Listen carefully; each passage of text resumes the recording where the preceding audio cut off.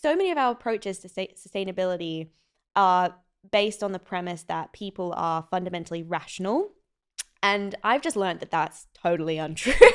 Like, I used to, when I prepared to go into companies, I'd go armed with all of my facts and stats and having, done this deep dive research. And yet, even if you present all of that information, even if you say, very simply, we are looking at ecological collapse, food system collapse, like your entire industry is going to change. I remember when one of my advisors, 10 years ago told me, yeah, the insurance industry is going to collapse in your lifetime because homes and businesses are literally going to become uninsurable because of climate breakdown.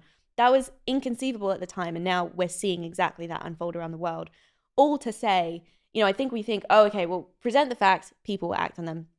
Very few people are that rational. And so what I've learned engaging with companies is it's all about interpersonal relationships, actually.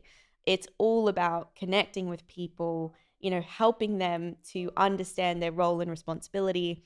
I think one of the things that really surprised me the first time I engaged with business, these are people who have, tens of thousands of employees, have sometimes billion-dollar budgets. And I would speak to them and they would say, but what do you expect us to do? We're just as powerless as the next company, or it's up to policymakers, or, well, if consumers just asked for it, then we could.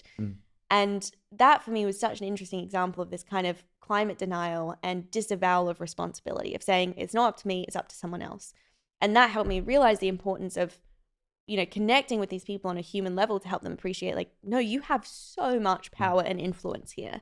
And yes, you are operating within an economic system that makes it so difficult to actually follow your morals and your values.